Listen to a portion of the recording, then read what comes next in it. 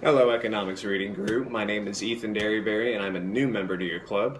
I am a accounting major with a bachelor's of business administration and a master's of public accountancy, anticipated in 2019. But enough about me. You didn't come here to talk about me. We're talking about Hillbilly Elegy.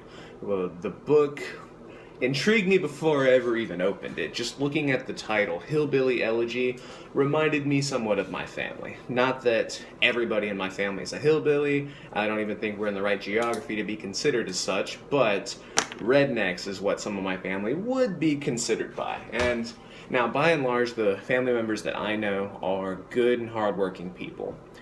They are not without their prejudices. They are not without their flaws. And I think that is very much the same with the people that Vance describes being in his family, especially his uncles.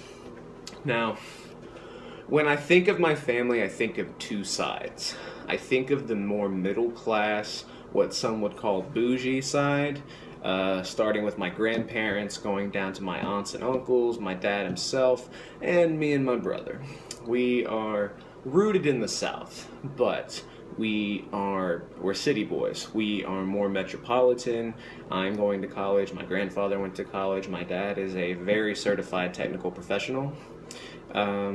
We do okay for ourselves. Not to say we haven't struggled, because most everybody does. At best, we're middle class. At worst, we are comfortably lower middle class. That's how I'll put it. The other side of my family is, they're exactly like what the people Vance describes as being in his family, especially the ones who stayed in Jackson. Mostly, they're going to be lower income. Mostly, they're going to have a lack of agency, and they're going to view outsiders as a threat. When my grandfather went to college, one of his cousins said, "Oh, you're getting a little big for your britches there, huh?" A story that he told me when I wrote a paper on him, which made me laugh when Vance used that title, or that term, in his book itself. So, in reading about these people that Vance describes, I see what a lot of people use as a bit of a news bite. Poor Southern whites, poor Appalachian whites who go out there and vote for Trump, because they did. I mean, if we look at the reported statistics, thanks to The Atlantic, more than double the people who are in the white working class voted for Trump than they did for Clinton. Now, that's not verifiable exactly. It's self-reported, but even that says something. And it was evident during the campaign trail when Trump would talk to coal miners, when Trump would talk to the military, who by and large are lower middle class or poor working whites. Now, this isn't a political video. I don't want to disparage anybody's political views. This isn't going to turn into a Trump praise or Trump bashing video. Neither one of those is what this is going to be. But that's the connection that I personally made when I read this.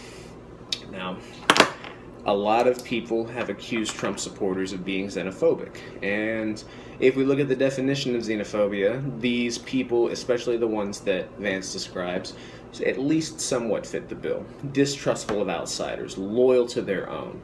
They are extremely loyal to the point of not reporting crimes, especially when the crime is attempted murder, like we see in the story with Big Red and Uncle, I think Pet was his name. I forget which uncle it was.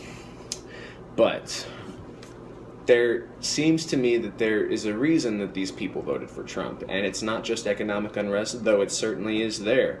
We see in the case of the coal mines, we see in the case of the mill that his papa worked at, which is another funny thing to me. I call my grandfather papa.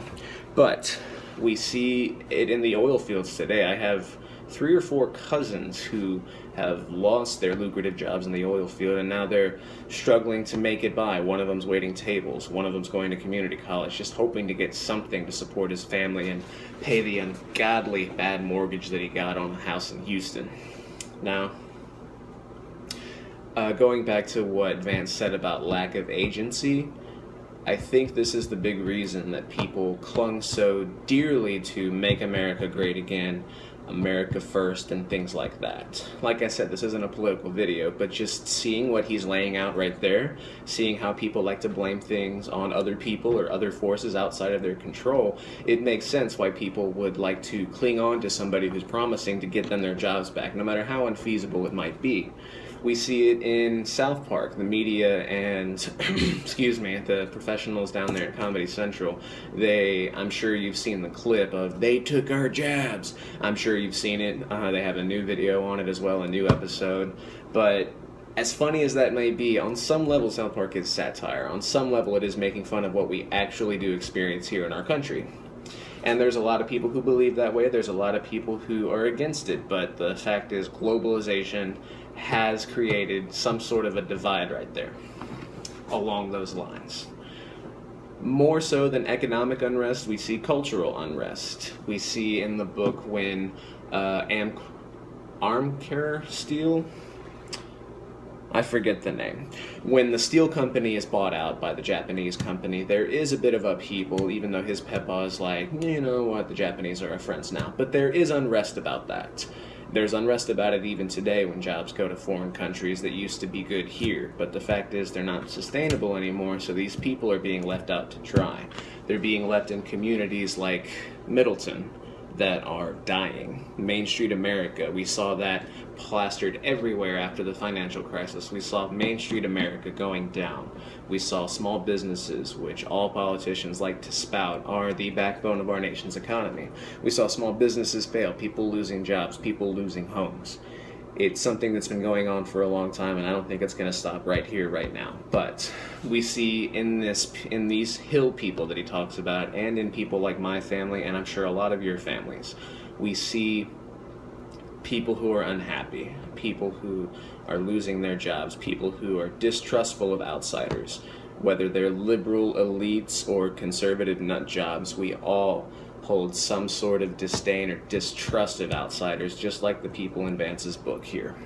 Now, I don't have a lot more to say on the first 5 chapters. A lot of it is his family life, which does pull at some heartstrings with me. When he said that he had a parent who suffered from addiction, I felt the same thing. I've been through that before.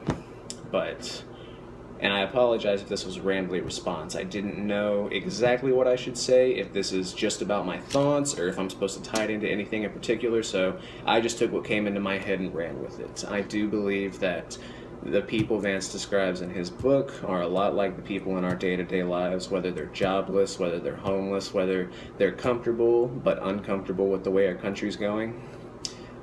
Distrustful of outsiders, socially conservative, economically conservative. Those are a lot of markers that denote what these people are about. And we're going to learn more about them through the rest of the book. We're going to learn more about Vance's childhood, and we'll see if there's anything else we could tie it into. That was about 8 minutes, so talked a little bit more than I thought I would. Thank you for listening. My name is Ethan, and I'll see you at the meeting.